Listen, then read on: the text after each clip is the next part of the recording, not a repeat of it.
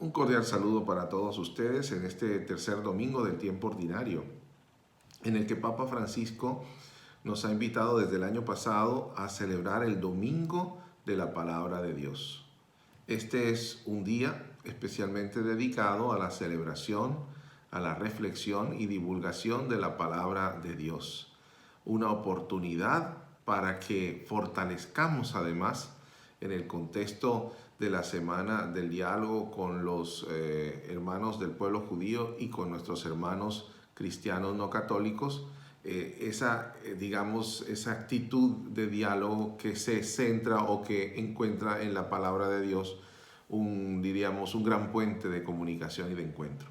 Entonces, en este marco, estamos también celebrando el don maravilloso de Dios, que toma la iniciativa en su infinita misericordia para comunicarse con su pueblo, con nosotros, para acercarse a nosotros como un amigo y darse a conocer, según lo que nos dice la Constitución Dei Verbum del Concilio Vaticano II. Y en este contexto, en esta, celebración, en este domingo, como un núcleo central que nos anima, está el Evangelio de Marcos, que como el Evangelio de Mateo y el Evangelio de Lucas, también coincide en este tercer domingo del tiempo ordinario al mostrarnos el inicio de la misión de Jesús. Entonces, todos estos terceros domingos del tiempo ordinario en los diferentes siglos nos mostrarán a Jesús que inicia su misión. Pero inicia la misión de Jesús en una especie de marco también, de paréntesis. Termina la misión de Juan Bautista, y ese es el versículo 14. Juan Bautista es arrestado, le pusieron las manos sobre él, lo persiguieron y lo atraparon, y de alguna manera es un gesto también entonces de persecución, de violencia, de muerte, que en alguna manera también prepara lo que va a ser el final de Jesús. Y después, en el capítulo 6, vuelve a aparecer justamente este testimonio, este martirio de Juan, como el cierre de la misión de los discípulos. Es interesante, ¿no?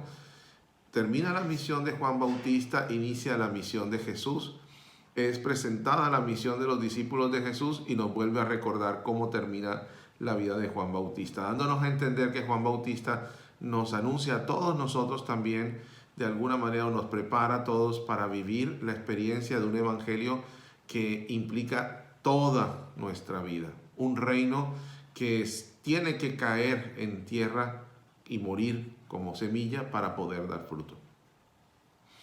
En este marco, entonces, de testimonio de Juan Bautista, es donde se nos presenta la misión de Jesús. Y la misión de Jesús, entonces, está descrita en dos formas: en gestos o en actitudes, acciones y palabras. En las acciones, aquí, por ejemplo, es muy sencillo, porque lo único que nos va a decir básicamente es que se dirige a Galilea. Dirigirse más adelante va a ser especificado como un moverse, una itinerancia, un camino sin fin, donde siempre estará buscando a los demás, saliendo al encuentro de los demás. Y además va a estar acompañado de otros gestos que aquí no aparecen, pero van a aparecer inmediatamente, que son los gestos de esa palabra misericordiosa que muestra el acercamiento de Dios. Y de hecho, la palabra, el contenido de su predicación, está sintetizada en una frase nada más. Una frase que nos dice: primero, el reino de Dios se ha acercado. Es decir, si Dios toma la iniciativa de acercarse, quiere decir que lo podemos de alguna manera tocar, que lo podemos percibir, que está en medio de nosotros. Y esto llega en el tiempo que podríamos decir el tiempo de Dios, que es el tiempo de la salvación, que ha llegado a su plenitud. Y además nos dice una invitación: arrepiéntanse y crean en la buena noticia, en el Evangelio. De alguna manera, las dos afirmaciones, la primera es una afirmación: se ha cumplido el plazo, está cerca el reino de Dios. La segunda es una invitación: arrepiéntanse y crean en la buena nueva. La primera nos recuerda que Dios está en el tiempo y en el espacio, y eso quiere decir que también está cerca de ti. Y lo segundo es una invitación a una respuesta frente a esta cercanía de Dios. Arrepiéntete, conviértete y cree. Y respuesta a esto va a ser muy claramente lo que sigue, que es, lo vieron a Jesús, Jesús los vio a sus discípulos, y esos que se ven mutuamente y se encuentran con esa mirada, con ese acercamiento físico allí en el lago, cuando están preparando las redes, esos mismos escuchan la voz de Jesús que les dice sígueme y los siguen. O sea que el discipulado nace de este anuncio del reino.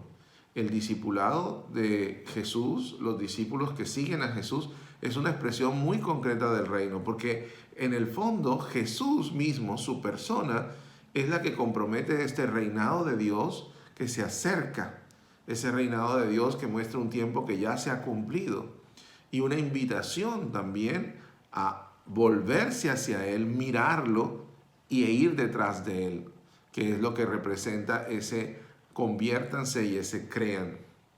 Convertirse y creer suponen aquí un seguimiento de la persona de Jesús, un volverse hacia Él, un escucharlo, un verlo y una disposición total de la vida que es capaz de seguirlo. Mis queridos amigos, hermanos, vivamos este día renovando en nosotros el amor por la palabra de Dios, que es Jesucristo. Escuchémoslo, mirémoslo, contemplémosle y sigámosle, siendo capaces de poner en sus manos todo lo que tenemos, como lo hicieron sus discípulos.